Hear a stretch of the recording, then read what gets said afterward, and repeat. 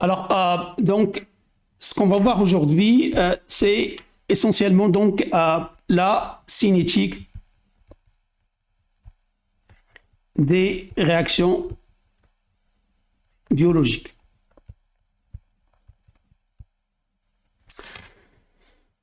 Alors, avant d'attaquer la cinétique, donc, on va faire quelques rappels généraux. Alors, d'abord, c'est quoi la cinétique?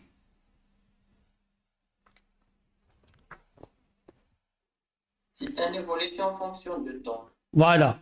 C'est en fait, si on prend donc la même réaction qu'on a vue la dernière fois, donc si on regarde donc les substrats plus les catalyseurs biologiques,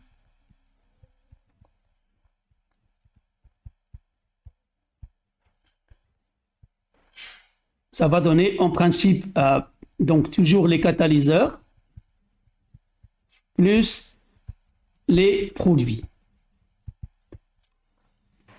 Donc, il y a à peu près 3 éléments dans cette réaction. Donc, il y a le substrat et il y a donc les catalyseurs et il y a le produit. Et donc, la cinétique,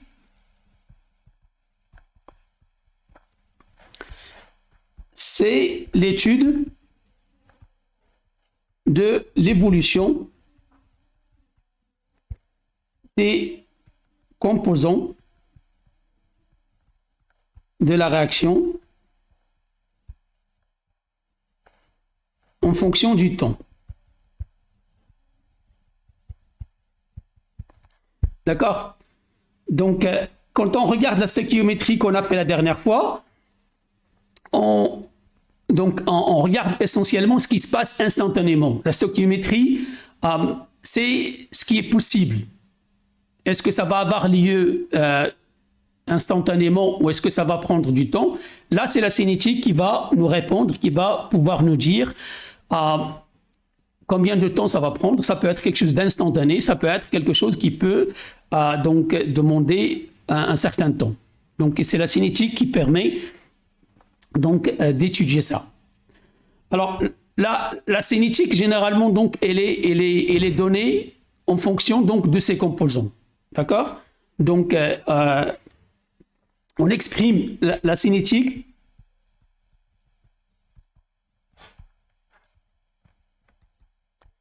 par quoi? Hein? Des taux, d'accord? Un taux, en fait, c'est en quelque sorte une vitesse. Donc, par des taux de changement, donc, des composants.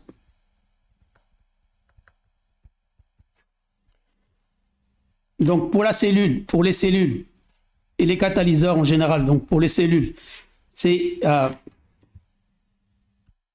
donc pour les cellules, on exprime ça X, donc c'est la masse des cellules. Et donc le taux, ça va être D de X sur dt. Pour le substrat, généralement on le note S. Donc ça, c'est la masse du substrat. Généralement, c'est le substrat carboné le plus important. Donc D de S sur S. Très souvent, on regarde moins de D de S sur dt. Pourquoi on regarde moins de D de S sur dt? Parce que ouais, la concentration va diminuer en général. Donc, si on veut un taux qui est positif, il va falloir utiliser donc moins de D de S sur dt. On reviendra là-dessus. Et donc, les produits aussi, la même chose. Le ou les produits, généralement, on le note P. Donc, c'est la masse du produit. Et là aussi, c'est D de P sur dt. D'accord? Alors, un petit rappel donc de ce que vous avez fait. Quelle est la cinétique la plus simple?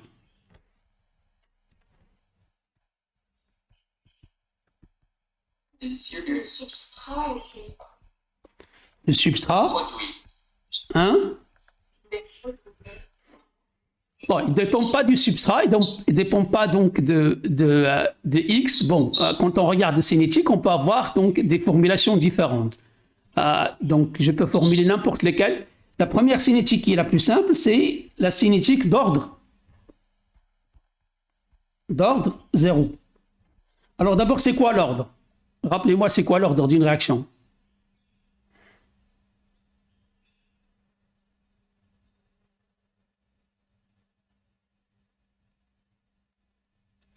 Alors, c'est quoi l'ordre d'une réaction? Vous savez pas? Lorsqu'on a une réaction à la fréquence 0, Non. Donc, l'ordre d'une réaction, c'est en fait donc, la puissance. Donc on va prendre un exemple. On prend par exemple une réaction enzymatique. Donc, on prend une réaction enzymatique par exemple.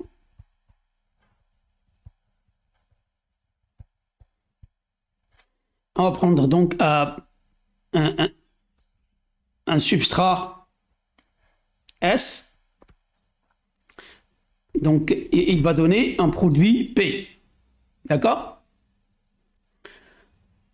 Donc, si, par exemple, la cinétique dépend de S, donc D moins D de S sur dt, elle peut être,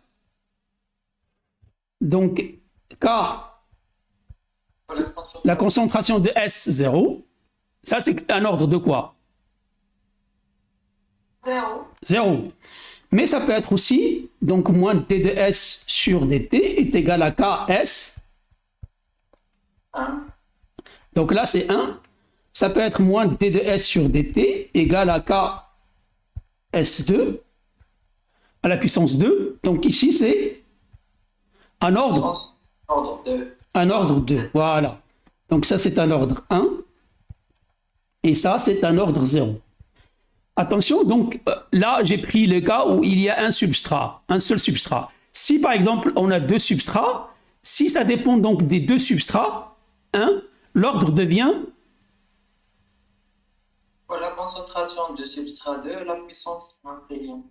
En fait, donc c'est 2. Donc si par exemple, on a S1 et S2, ça devient une réaction d'ordre 2 et non pas une réaction d'ordre 1. D'accord? Même si les puissances sur, donc si on a deux substrats. OK? Donc ça, c'est important de comprendre ça. Donc, il y a la réaction d'ordre 1, la réaction d'ordre 0 et la réaction d'ordre 2. Il y a aussi, et ça c'est assez particulier pour les réactions biologiques, il y a donc une autre cinétique que vous avez fait l'année dernière, qui est la cinétique enzymatique. Alors, la cinétique enzymatique, c'est quoi le terme pour la cinétique enzymatique? Surtout donc pour la cinétique michaélienne.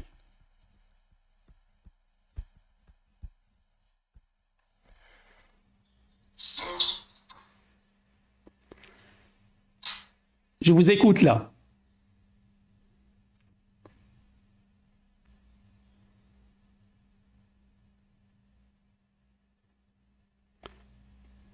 Hello? C'est une réaction enzymatique. Oui, alors le terme donc de la vitesse, comment est-ce qu'on l'exprime?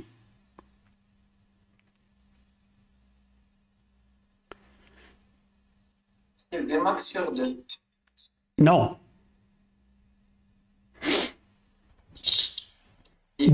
Vous savez, c'est juste la mécanique donc des termes, c'est juste la terminologie qui vous manque. Donc, c'est V égale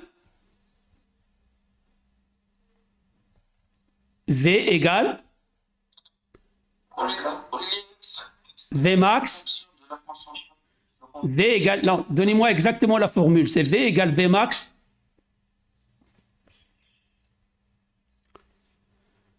V égale Vmax.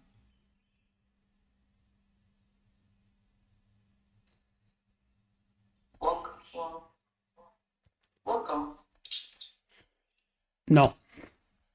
On peut le mettre comme ça. K, S sur S plus KS ou bien KM, on reviendra là-dessus. Donc, Donc, dans le cas de la cinétique enzymatique, K est égal à V max, qui est la vitesse maximale. D'accord? Et KS, comment on appelle KS? Ou KM, c'est la même chose. La constante de Michael. Oui, la constante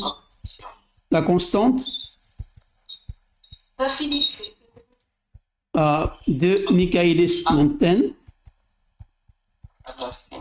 En fait, c'est KS, ça peut être aussi exprimé comme donc l'affinité enzymatique. Ça peut être aussi exprimé, c'est en fait KS est égal à S lorsque On a la... N2. voilà, lorsque moins ds sur dt est égal à V max sur 2. Voilà. Donc, juste quelques rappels. Donc, si je fais une courbe un petit peu dans le temps, si je regarde ici la concentration de S,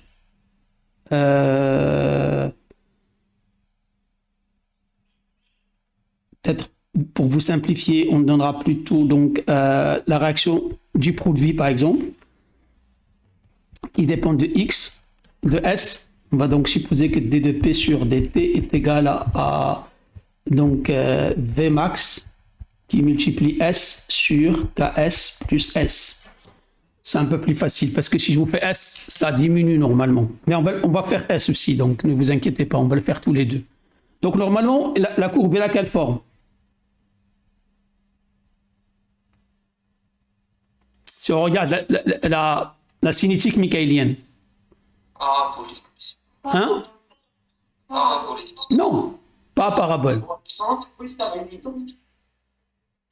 Non, c'est comme ça. C'est une droite d'abord, oui, c'est droit. Voilà, c'est une droite et puis après, ça va devenir donc un plateau. D'accord? Et en général, on divise ça plus ou moins en deux. Si vous regardez cette formule-là, si donc lorsque S part vers l'infini, elle va être beaucoup plus grande que KS. Donc ça va être S sur S et ça va se simplifier. Donc si S est très grand, donc en fait, ce qui va réduire, c'est moins d de S sur dt va être égal à V max S et KS sur S, ça va être essentiellement S. Parce que donc KS va être plus petit que S. Donc ce qui fait qu'il vous donnera une constante. D'accord? Et en fait, lorsqu'on a une constante, ça veut dire que, en fait, bon, on a une certaine valeur pour la vitesse. D'accord? Ça ne change plus avec le temps. D'accord? Donc, il y a une pente qui est donc qui devient donc constante. D'accord? Si par contre, on a S très faible par rapport à KS, lorsque donc S est très faible par rapport à KS, donc là, le dénominateur, ça va être plutôt KS. Donc ça va être moins d de S sur dt est égal à V max S sur KS. Donc ça va être un ordre 1. D'accord? Ça, c'est un ordre 0. Et ça, c'est un ordre 1. Donc là, c'est une constante. Et là, elle va dépendre donc de la concentration de S. Alors, je peux vous mettre ici, juste pour que vous puissiez le voir. Donc, si je mets le substrat, en fait, bon, le substrat, il va diminuer. D'accord? Il donne à peu près la même forme, mais ça va être inversé. D'accord? Ça, c'est la courbe pour le substrat. Et donc, c'est important de comprendre un petit peu. Donc, vous allez voir très peu la plupart des cinétiques que vous allez voir, c'est des cinétiques d'ordre 0, d'ordre 1, ou bien des cinétiques de type michaélien. On verra quelques cinétiques l'année prochaine qui sont un peu différentes, mais la plupart du cas, donc, en biologie, vous allez voir très peu donc, de cinétiques qui sont donc des cinétiques d'ordre 2, par exemple, ou donc des cinétiques beaucoup plus complexes. D'accord? Est-ce que tout le monde voit ça clairement? D'accord? Est-ce que tout le monde comprend tout ce que je viens de dire? Donc, c'est des rappels. C'est des choses que vous avez déjà plus ou moins vues auparavant. Alors, comment est-ce qu'on fait pour déterminer, donc estimer les valeurs de Vmax et de Ks? Ou Km si vous préférez. Donc, moi, je ne... Donc, qui est la constante de saturation, donc de demi-saturation. Comment est-ce qu'on fait pour faire ça? Pour calculer Vmax et Ks?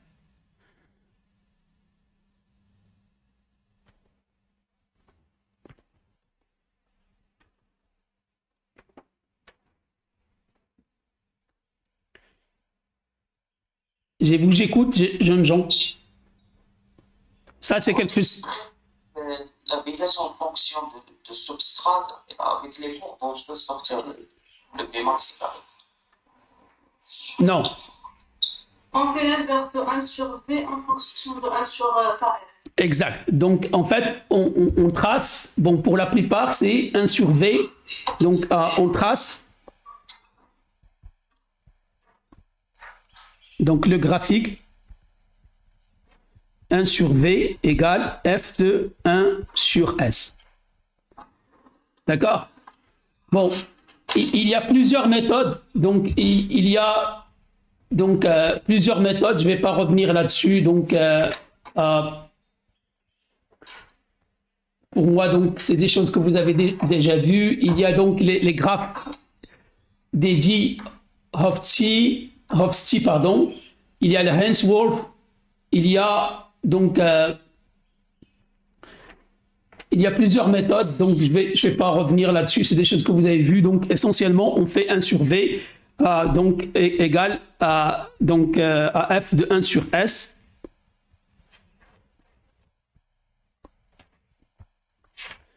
Donc si je fais 1 sur V, donc en fonction de 1 sur S, ça me donne quel type de graphique ça me donne? Une droite qui passe, qui coupe l'axe Y, c'est vrai. Voilà. Donc, si je remets ça, donc, en fait, je vais obtenir quelque chose qui est comme ça. Donc, c'est donc la courbe qui va donc être, ça c'est 1 sur V, et ça c'est 1 sur S. Alors, à quoi correspond la valeur ici? 1 sur Vmax. Ici, c'est 1 sur Vmax, exact. D'accord? Et ici, à quoi ça correspond? C'est moins 1 sur le Ks ou le Km. D'accord? Donc, c'est moins 1 sur Ks ou Km. Donc, ça, c'est des choses que vous avez déjà plus ou moins vues. Donc, c'est juste des rappels.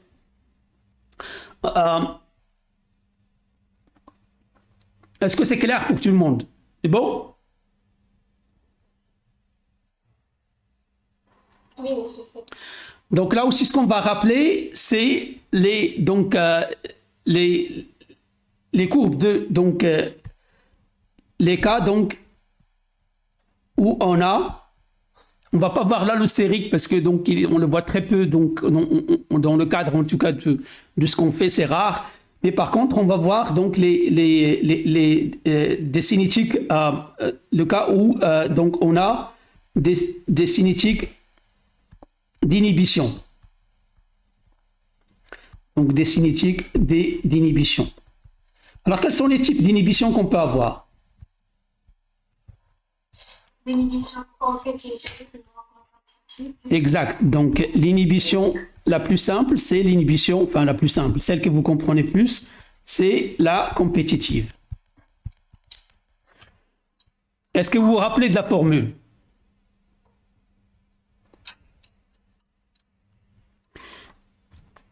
Autrement dit, la cinétique compétitive, elle modifie quoi? Elle modifie le Vmax ou elle modifie le Km? Le KM. Le Km, très bien. Donc, c'est le KM, le KS ou le KM qui est modifié. D'accord? Ce qui fait que, en fait, si vous regardez donc au niveau de la courbe, je reprends la courbe ici.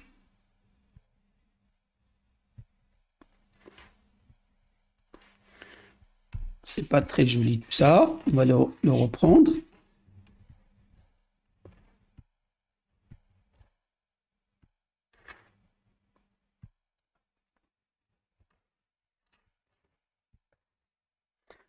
Trace toujours donc la courbe 1 sur V en fonction de 1 sur S.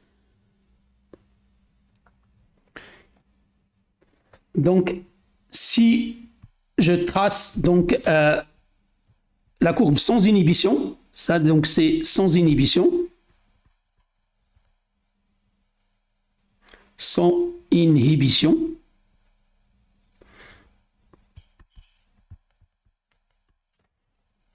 Alors maintenant, si je trace la courbe avec inhibition, comment ça va être? Ça passe sur le même 1 sur Vmax, mais avec du Km qui est différent. D'accord. Je le mets ici ou je le mets ici? Je le mets plus proche de 0 ou plus proche de 0? Exact. Parce que le KM augmente. Donc, proche à l'origine. Exact. Donc, en fait, il est plus proche de l'origine ici. Faites attention, donc, et il passe par le même point. Donc, ça, c'est avec inhibition, dans ce cas-là, qui est compétitive. Et l'équation pour ça, c'est donc, si on reprend toujours le substrat, c'est moins d de S sur dt est égal à une constante qui est donc Vmax. Donc, ou mu max, ça dépend un peu donc de ce qu'on est en train de voir. S sur KS, donc c'est KS qui est modifié, 1 plus la concentration donc de l'inhibiteur sur le KI, donc qui est la constante donc pour l'inhibition, plus S. Donc I, c'est la concentration donc de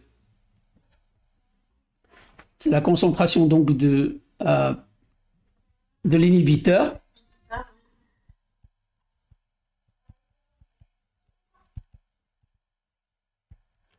Et KI, c'est la constante de saturation de l'inhibiteur.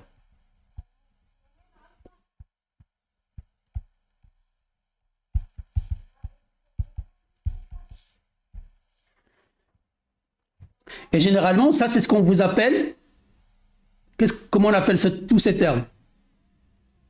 KM apparent. Exact. C'est le KS apparent pour moi, donc, ou le KM apparent, la même chose. Parce que, pourquoi je mets S? C'est parce que après nous, on va utiliser ça aussi bien pour les réactions enzymatiques que pour les réactions de croissance. Donc, c'est pour ça que je voulais changer un petit peu ça.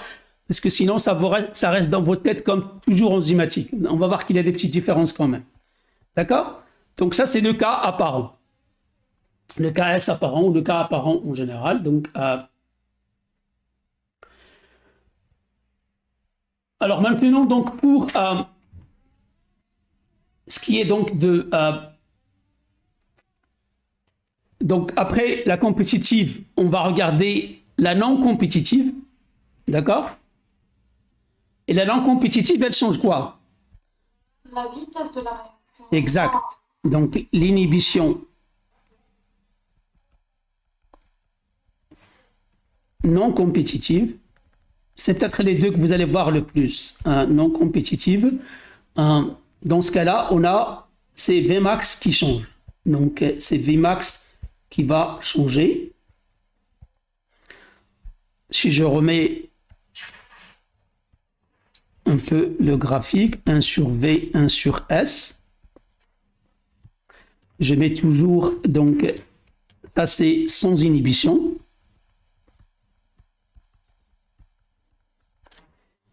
Et donc, cette fois-ci, ça va être le même point ici, mais par contre, on va voir, donc, ça, c'est donc un Vmax. Alors, c'est en bas ou c'est en haut? C'est en bas.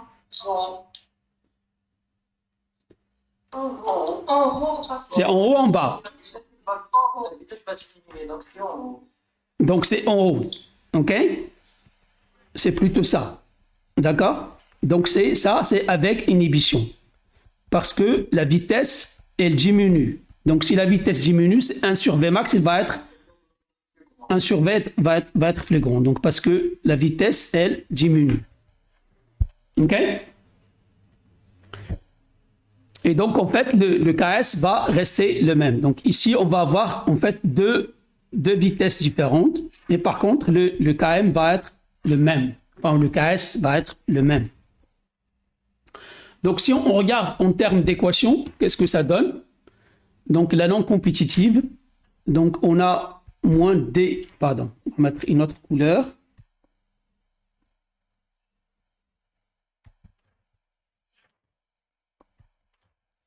Donc, moins D de S sur dt est égal à Vmax sur Vmax sur 1 plus I. allez, Vmax sur donc pour la compétitive, bon, je vais vous la donner donc un peu plus, donc on va peut-être la simplifier un peu plus. Donc on va mettre tout en bas. C'est 1 plus le KS sur S qui multiplie 1 plus I sur KI. Vous pouvez la retravailler donc pour montrer qu'effectivement c'est le Vmax donc qui va être plutôt divisé plutôt que le KS parce que donc à peu près ici donc on a simplement divisé par S, c'est ce qui fait que donc ça revient en bas. OK? Alors la troisième cinétique, c'est la cinétique qui modifie les deux. Donc c'est la cinétique incompétitif. la cinétique incompétitive. Donc incompétitive.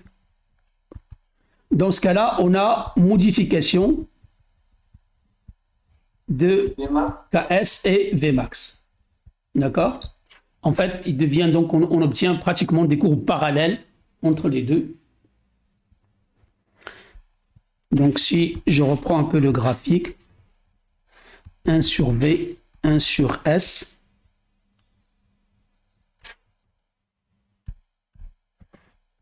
Sur S, voilà. Donc, si je reprends toujours ma courbe en bleu, qui est donc sans inhibition,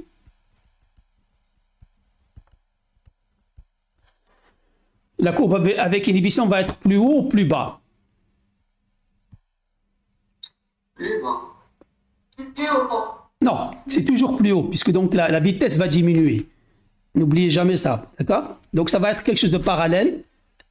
Donc, la seule différence, c'est qu'on a un changement des deux valeurs ici. Donc, ici, c'est en compétitive. Et on a donc aussi bien, peut-être mettre ça en rouge. Donc, on a aussi bien Vmax qui change que KS qui change.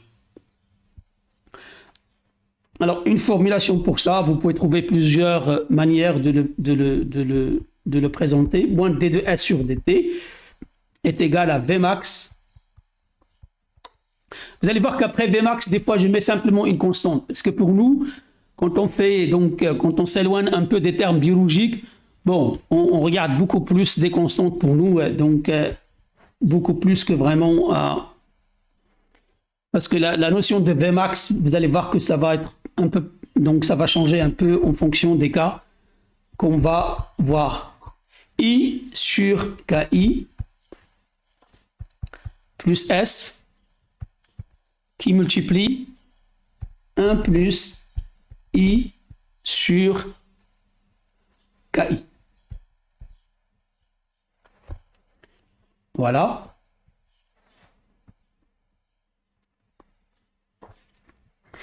Et donc, I et KI, ça correspond toujours à la même chose. Alors, je vais vous donner juste un petit exercice. D'accord? On va faire un petit exo, juste pour réveiller un peu quelques souvenirs chez vous. J'espère que vous avez Excel vous êtes chez vous, donc vous avez des ordinateurs, vous avez Excel, mais sinon, vous pouvez donc le faire sans Excel.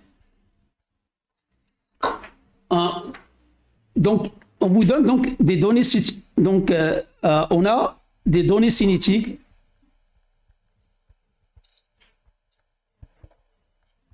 pour une réaction enzymatique, donc pour simplifier, pour une réaction enzymatique. Donc, on vous donne la vitesse. On va vous donner donc la vitesse. C'est en fait moins d de s sur dt.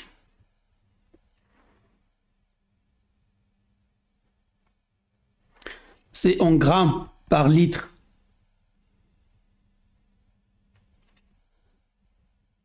minute. Donc 1,14, 0,87, 0,7, 0,59, 0,50, 0,44, 0,39 et 0,35. Donc sans inhibition, donc on vous donne la concentration de S, donc 20, 10, 20, 10, 6,7, 5, 4, 3,3, 2,9 et 2,5. Et puis on vous donne après la vitesse, mais cette fois-ci avec une autre concentration d'inhibiteur. Pardon, la première c'est avec une concentration d'inhibiteur de 0,015 grammes par litre. La dernière c'est pour une concentration donc de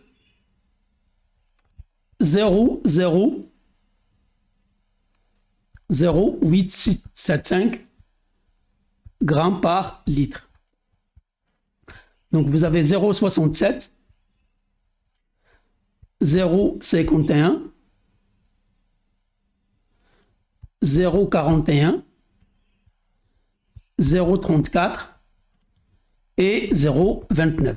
Donc on vous demande donc de dire donc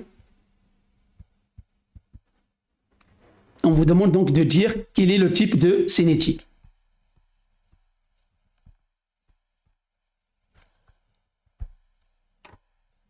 Je vais vous laisser un peu de temps pour faire ça.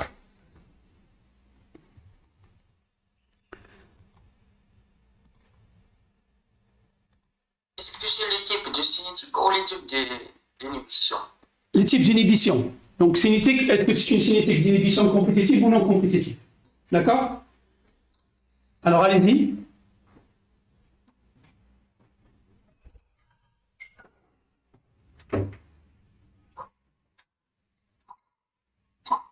Monsieur, s'il vous plaît, Oui. c'est la concentration dans la deuxième vitesse.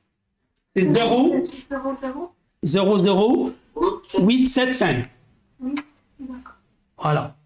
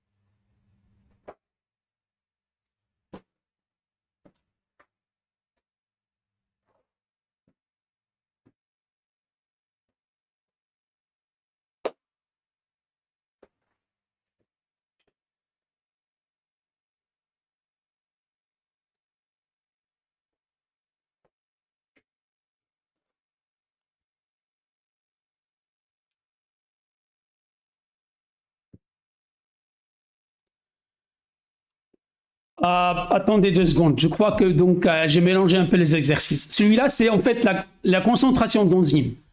En fait, ici, il vous donne non pas les inhibiteurs. Donc, je vais vous donner pour les inhibiteurs. Donc, ça, c'est l'exercice que je voulais faire avant. Je vais vous donner donc l'exercice pour l'inhibition.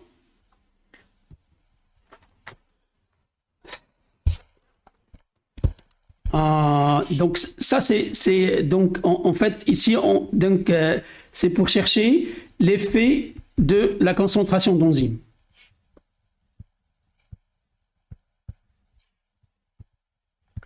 Et en fait, on peut trouver donc le K2. Je ne sais pas si vous vous rappelez, donc c'est le K2 qui est donc la constante en fonction des enzymes. Donc là, c'est un exercice que vous pouvez faire après, pour l'effet donc de la concentration d'enzymes. Alors pour l'inhibition, je vais vous donner donc d'autres données. Donc on étudie 2 concentrations de substrat. Donc on a une concentration donc de 0,2.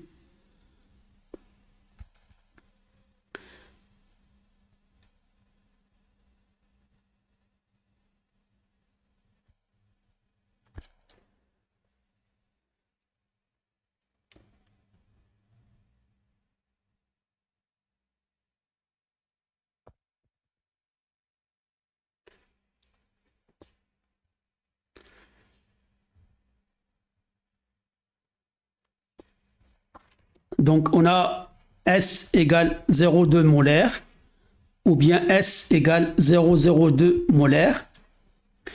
Et on regarde la vitesse. Donc, on vous donne 1 sur V. Vous simplifiez un peu l'affaire. 0,22, 0,33, 0,51.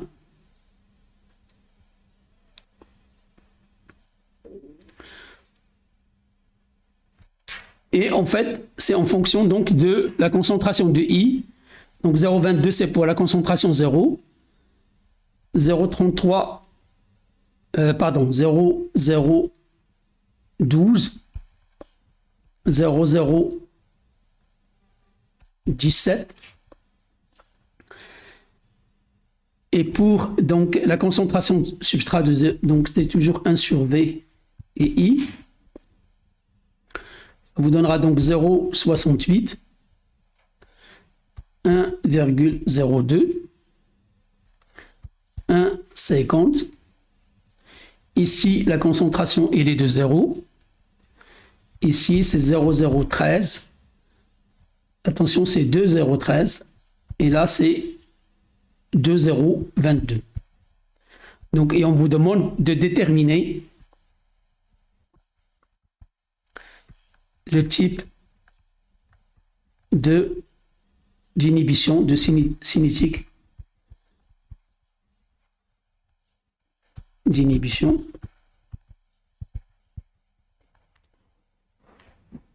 D'accord? Je vous laisserai ça, vous le faites donc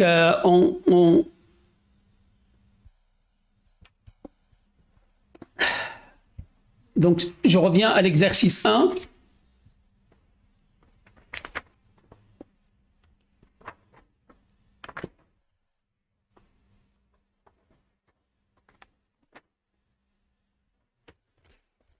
Donc, pour l'exercice 1, il faut donc déterminer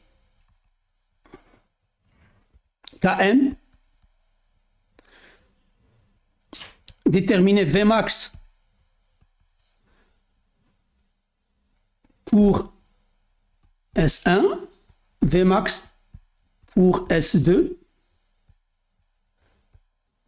et calculer K2. Donc, quel est donc... je vous rappelle que Vmax est égal à quoi? Vmax est égal à quoi? Est égal à K2 qui multiplie. Donc ça, c'est un rappel. X, E et Voilà. S. C'est surtout la E. Donc, E, parce que c'est Vmax. Donc, c'est en fait la concentration d'enzyme au début. C'est la plus grande concentration active qu'on peut avoir. D'accord? C'est en fait E0 qui est la concentration initiale. La concentration initiale de l'enzyme.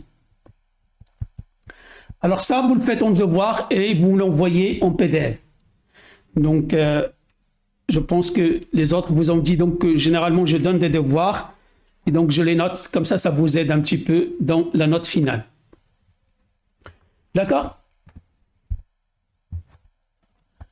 Alors, on va...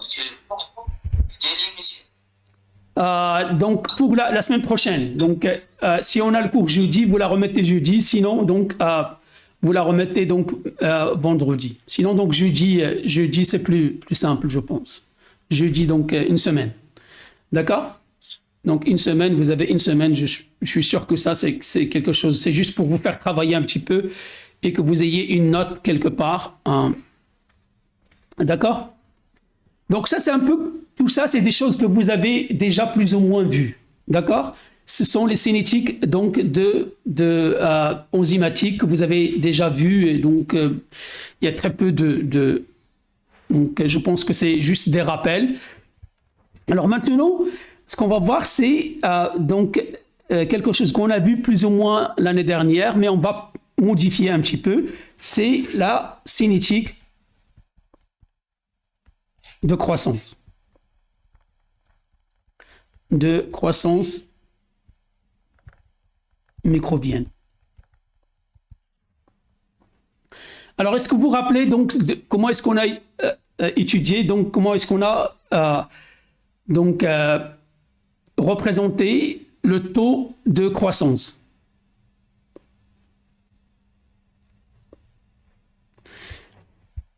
Donc, d de x sur dt est égal à quoi?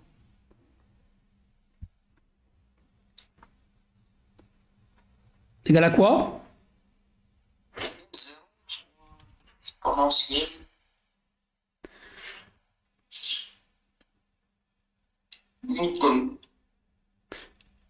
D de x sur dt est égal à N0 fois l'exponentiel de muté. Ah, vous avez oublié. Donc, on a supposé une croissance qui est exponentielle. D'accord?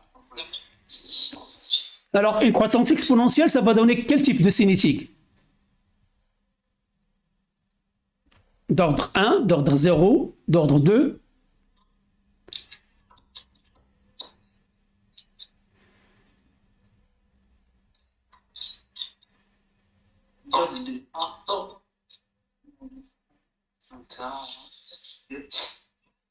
D'ordre 1, monsieur. D'ordre 1, exact. En fait, on a vu mu x.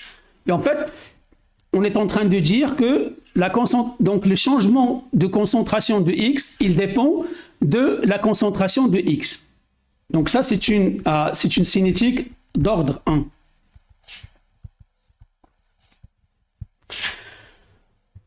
Et donc, mu, on a dit que c'est le taux de croissance. Le taux de croissance. Et si vous avez si vous avez oublié, vous pouvez toujours regarder. Il y a une vidéo qui s'appelle donc la croissance. Donc je crois que c'est le cours S4 croissance. Reprenez ça, je pense que ça vous donnera un peu quelques rappels. Le taux de croissance qui est donc en grammes de cellules par unité de temps. Donc c'est grammes de cellules sur grammes de cellules qui multiplient le temps. Généralement, donc, c'est 1 sur le temps. Comme on exprime ça en heures, généralement, c'est 1 sur heure. D'accord? Donc, si on exprime ça en heures, donc ça va être 1 sur heure, et ça va être des grammes de cellules. X, c'est des grammes de cellules. Donc, ça, c'est en supposant une croissance qui est exponentielle. Exponentielle, d'accord? Alors, pour cette année, c'est le modèle qu'on va utiliser. Mais l'année prochaine, je vais modifier tout ça. Parce que donc, la croissance exponentielle, elle marche bien, donc, lorsqu'on a un système qui est très favorable, quand on a des conditions, donc les conditions très favorables pour la multiplication. Ce qui n'est pas toujours le cas pour l'alimentaire, d'accord? Quand on regarde, par exemple, surtout les bactéries pathogènes, par exemple, dans un aliment, on n'a pas toujours des conditions optimales. Donc, on verra d'autres modèles. Mais donc, cette année, on verra essentiellement donc, le modèle exponentiel. Donc, le modèle exponentiel. Donc, alors, est-ce que je peux intégrer cette équation? D de x sur dt est égal à mu x. Est-ce que je peux l'intégrer? Est-ce que je peux avoir x en fonction?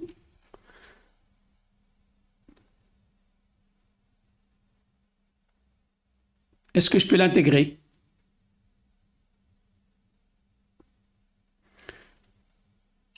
Normalement, on doit intégrer entre les différents temps possibles. Mais le taux de croissance, ça va rester constant.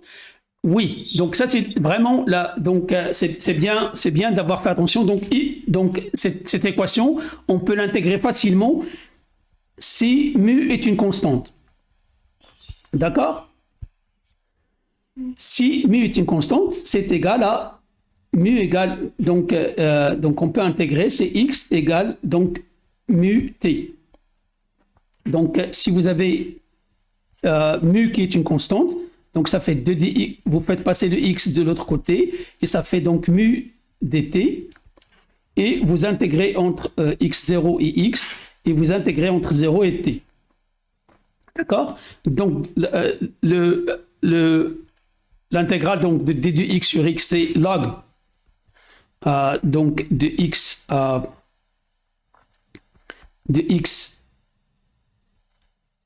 sur x0 est égal donc à mu, donc pour le temps c'est juste, donc ça va être t moins 0, donc c'est mu qui multiplie t moins 0, donc ça vous donnera donc log népérien de x est égal à log de x0 plus mu t, ou si vous préférez, donc vous pouvez l'exprimer sous forme de x égale x0 exponentielle mu t. Voilà. Mais ça, faites attention, mu est une constante. D'accord? Si mu n'est pas une constante, vous ne pouvez pas. Donc, on ne peut pas le faire. Et on va voir le cas où mu n'est pas une constante. Donc, mu est une constante lorsqu'on a... C'est dans quelle phase? C'est la phase de croissance exponentielle. Exact. Donc, là, c'est la phase de croissance exponentielle. Voilà. Alors, on verra tout à l'heure donc le cas du batch, et on va aller plus en détail un petit peu, donc parce que dans le cas du batch, la concentration de S mu change avec le temps. Donc, on va revenir là-dessus. Mais en tout cas, donc, c'est pour la croissance. Donc, pour le modèle qu'on utilise pour la croissance, c'est essentiellement le modèle exponentiel pour cette année. On va voir que l'année prochaine, on va utiliser d'autres équations plutôt que donc l'équation donc de simplement exponentielle. D'accord? Mais cette année, on va utiliser essentiellement donc on va utiliser essentiellement le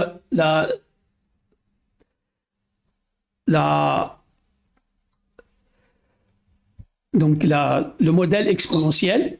On va peut-être utiliser un autre modèle, juste pour l'introduire, que vous voyez un petit peu la différence. On ne va pas beaucoup l'utiliser. On va certainement le voir sur exponentiel, sur Excel. On va donc utiliser le modèle exponentiel. Il y a un autre modèle qui est le modèle logistique, ou les équations logistiques. Alors, le modèle logistique, en fait, il dit donc que le taux de croissance, il est donc en fonction d'un cas, d'une constante, qui multiplie 1 moins x sur x à l'infini, qui multiplie x. Alors, X, c'est bien sûr la masse des cellules. K, c'est une constante. Et X à l'infini, c'est quoi?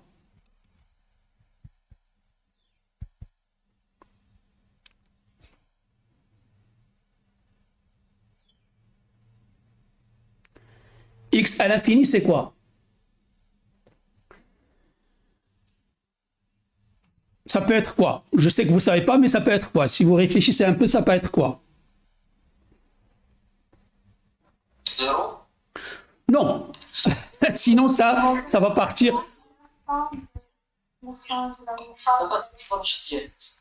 X l'infini, en fait, c'est la concentration des cellules ou la masse des cellules.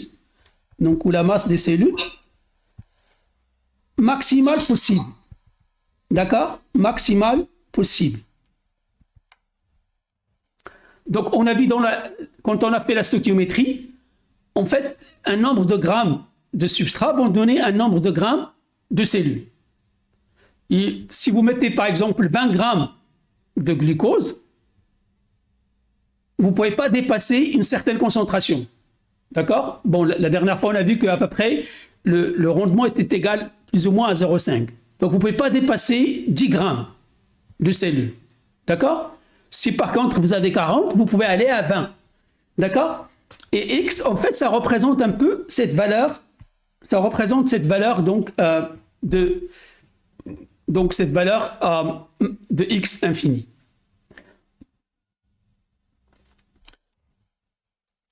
En fait, lorsque X est égal à X infini, Ça va être égal à 0. 2 secondes, attendez 2 secondes. Donc ça va donner 1.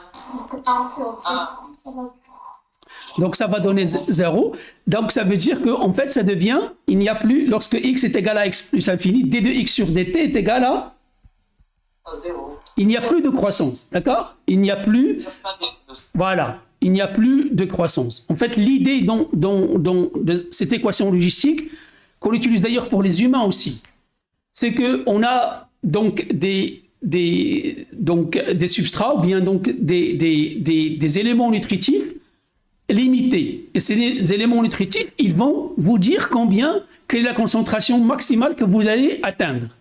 C'est un peu la même chose donc parce que ça ressemble beaucoup, si vous voulez, si on enlève ce terme-là, si ce terme-là est égal à 1.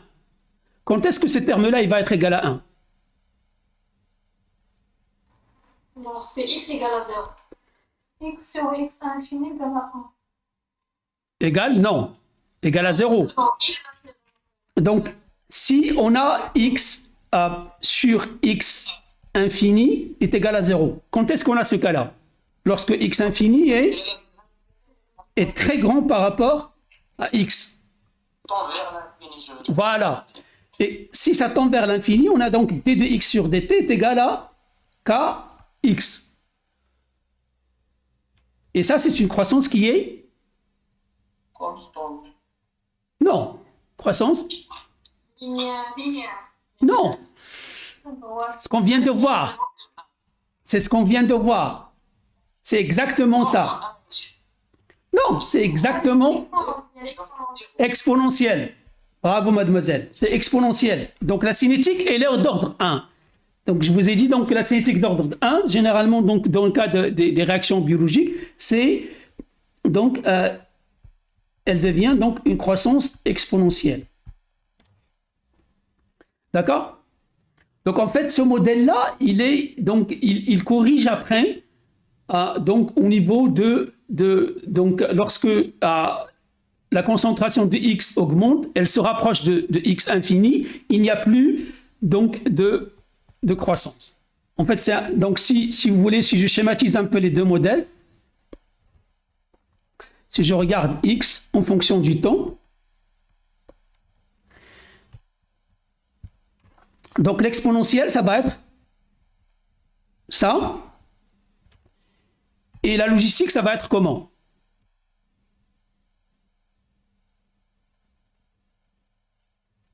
KX, la même chose. Mais La même chose ici, mais après, ça va vous donnez quelque chose qui est comme ça. Donc ici, ça, c'est la valeur de x. X, exact. On ne voit pas bien cette courbe. Vous voyez maintenant? Vous voulez que je change la couleur? Oui, monsieur.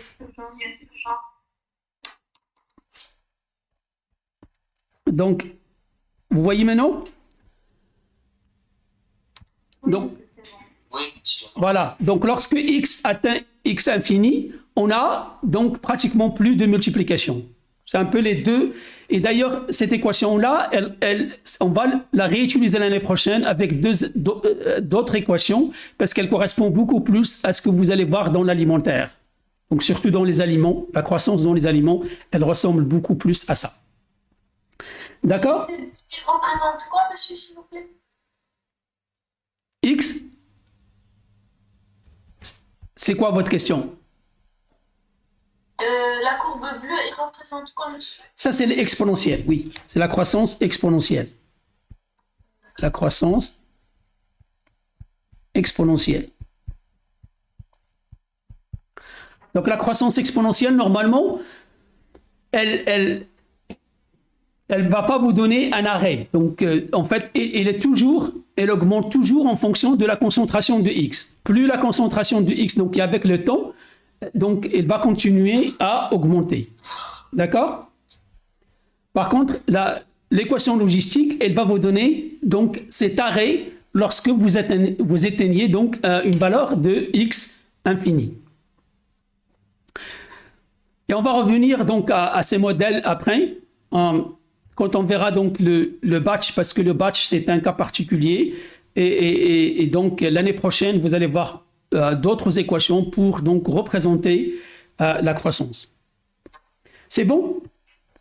Des questions? Non? Pour le batch, il y a une phase de déclin.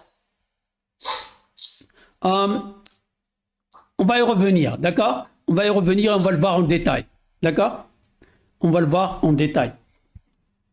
D'ailleurs, la phase de déclin, on va la voir tout de suite. On va donc regarder la croissance, pas la croissance, mais on va regarder la cinétique donc de mortalité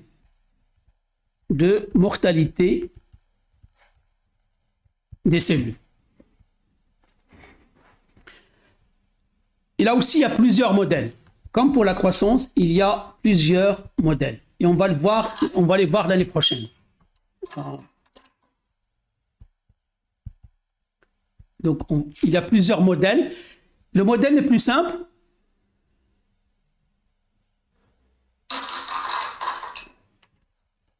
c'est un peu le modèle inverse.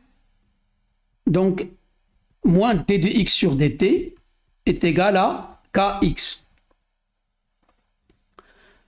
Donc ici, on suppose qu'on a une mortalité qui va suivre. Donc si on regarde ça, x, attention ici, on parle donc de mortalité, s, x, elle va diminuer, d'accord? Et donc, elle donne un peu une courbe exponentielle, mais inversée, d'accord? Si on regarde d de x sur dt, donc on constate qu'il y a une constante. Je peux vous schématiser par exemple d de x sur dt. Si je regarde ici donc moins d de x sur dt, on va constater que moins d de x sur dt est une constante. Donc si je le mets en vert, on va voir que donc c'est une constante, elle est maximale et c'est une constante. Donc K est constant. Et donc K, c'est ce qu'on appelle donc le coefficient de mortalité ou le taux de mortalité si vous préférez. Coefficient ou bien taux de mortalité.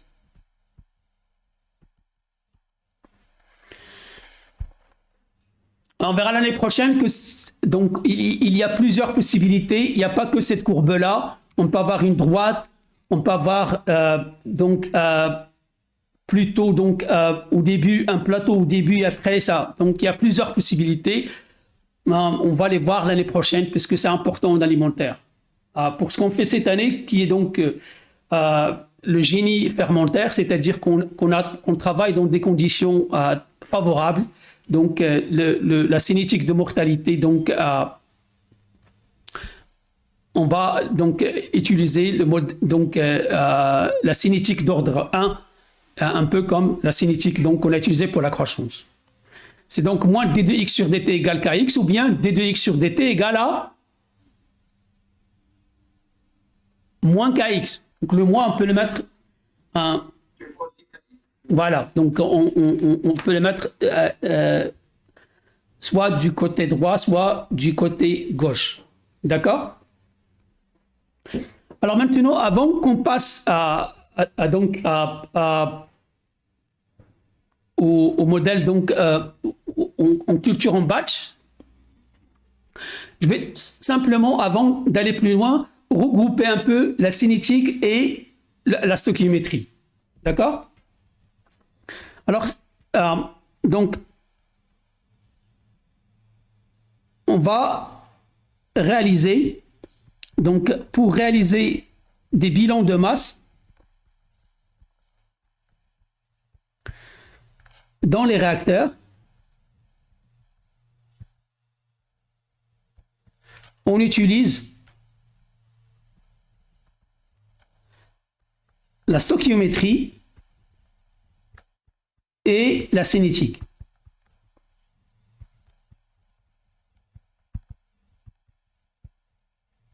On utilise donc les deux aspects qu'on vient de voir, donc la stoichiométrie et la cinétique. D'accord? Alors, supposons que, par exemple, on va prendre le cas donc d'un système enzymatique, c'est le plus simple. Donc, on a des enzymes.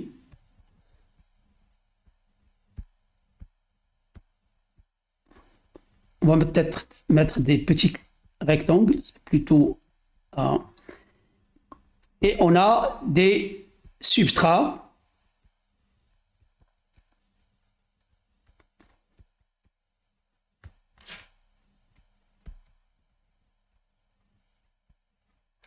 Voilà. Enzyme.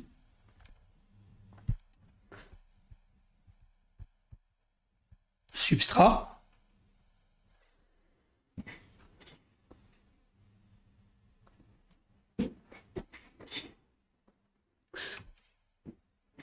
Et on va supposer qu'on a un batch, mais c'est un batch enzymatique. Vous allez voir que donc le batch enzymatique et le batch donc quand on a de la croissance, c'est tout à fait différent.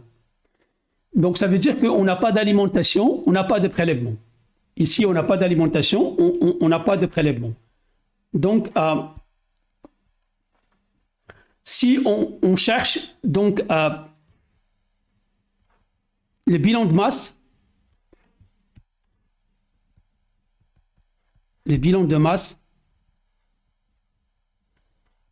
du substrat, donc moins d de s sur dt, il va être égal à quoi?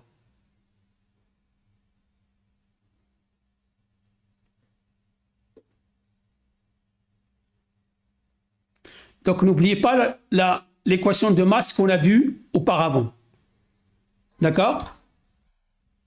C'est ce qui rentre, moins ce qui sort, plus ce qui est généré, moins ce qui est transformé ou bien dégradé. D'accord? Bon, ici, donc c'est l'entrée moins sortie plus généré moins dégradé. D'accord? Alors, ici, on n'a pas d'entrée, on n'a pas de sortie, donc c'est un batch.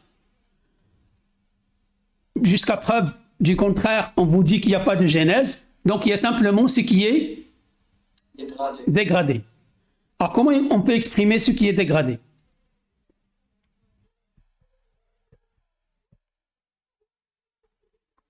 Alors faites attention, j'ai déjà utilisé le moins ici. Oui? C'est la quantité qu'il va pouvoir fixer sur l'enzyme. Et c'est quoi En ça? fonction du produit, D'accord. c'est le complexe enzyme substrat. C'est égal à quoi? Dites-moi concrètement, c'est égal à quoi? Donnez-moi une formule. T de P sur DT. Et P, c'est le produit de la réaction entre substrat et l'enzyme. Oui, mais c'est donc une cinétique enzymatique. D'accord? Donc ça va être égal à Vmax S sur Ks plus S. D'accord? Si j'ai une cinétique enzymatique. D'accord? Si par contre j'ai une cinétique d'ordre 1. Donc ça va être moins d de S sur dt est égal à